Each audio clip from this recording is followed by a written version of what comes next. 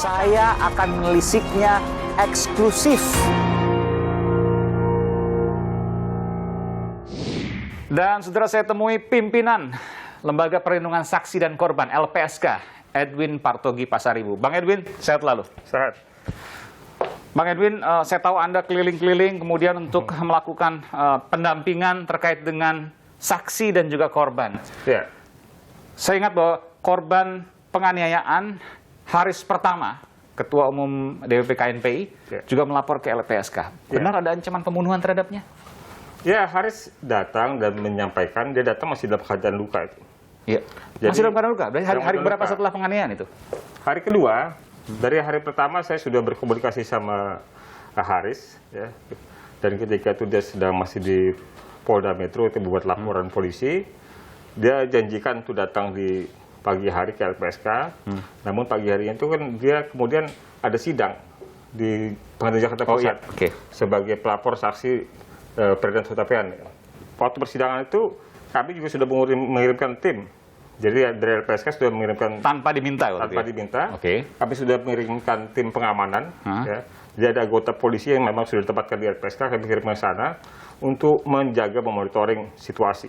Seberapa genting sehingga tanpa ada permintaan kemudian LPSK mengirimkan tim pengamanan yang berupa personel kepolisian ke sidang Haris Pertama? Ya, karena pada saat itu, dari sejak peristiwa sampai dengan sidang itu kan belum ada kabar tentang siapa pelaku. Betul. Ya. Artinya kita kan masih terbuka potensi pelaku itu mengulangi lagi perbuatannya. Ya. Jadi mencegah potensi itu, ya kami melakukan pengamanan ketika Haris menjadi saksi di persidangan di Pengadilan Jakarta Pusat. Setelah dari sana baru dia ke kantor LPSK. Baru kemudian melaporkan. Ya. Benarkah kemudian ada ancaman pembunuhan terhadapnya? Dan benarkah yang melakukan ancaman pembunuhan itu adalah orang kuat dan memiliki banyak uang? Ya, saya rasa asumsi itu ya layak diuji. Layak diuji. Kenapa? Ya, Haris menyampaikan, saya tanya apakah ada persoalan pribadi nggak? Di luar persoalan bagaimana dia menyampaikan pandangan ke publik ya. Kalau kata beliau tidak ada. Tidak ada. Utang piutang tidak ada. Pasti tanya itu ya? Iya. Kemudian saya tanya apa saja yang selama ini sikap apa yang disampaikan Haris terbuka ke publik. Gitu. Ada beberapa kasus orang yang menjadi perhatian dia. Jadi dari sekian kasus yang ada, kita kerucutkan mana yang lebih potensial. Dari yang mana paling potensial, mana lagi yang lebih-lebih.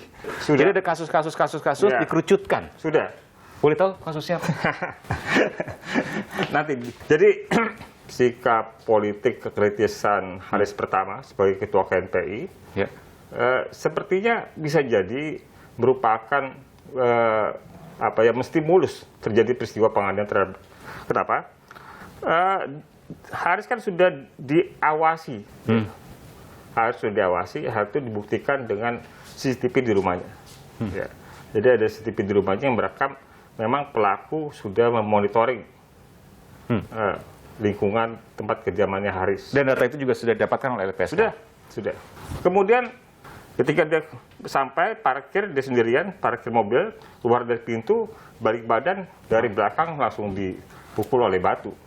Jadi tidak ada motif sebenarnya dari pelaku. Dan tidak kenal-mengenal antara keduanya? Tidak saling mengenal.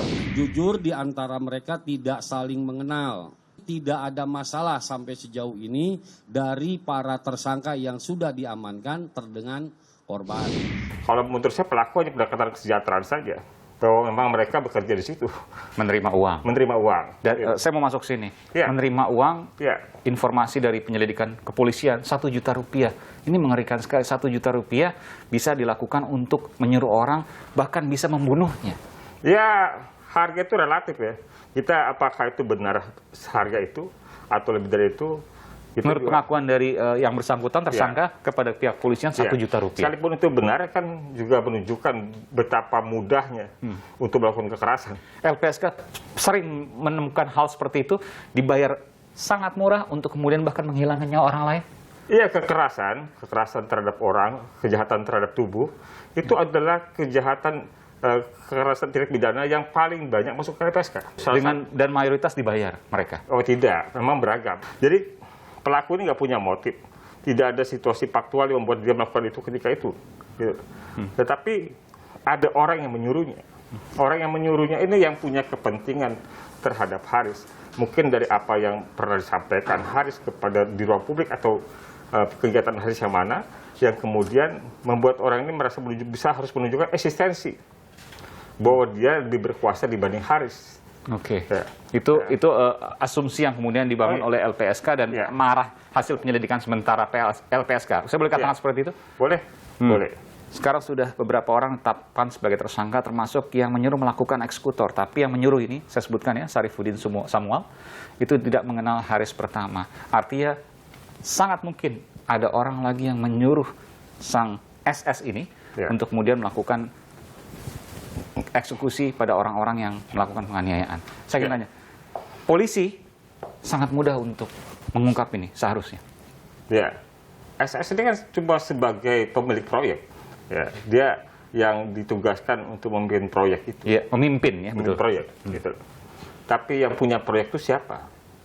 Yang menyuruh untuk membangun proyek itu siapa? Dan ini kasus yang sungguh sederhana karena tinggal dari SS kemudian diurut ke atas, siapa yang kemudian melakukan atau menyuruh untuk kemudian memimpin dalam tanda kutip proyek penganiayaan ini? Ya harusnya tidak sulit. Yang dibutuhkan hanya imparsialitas dari kepolisian.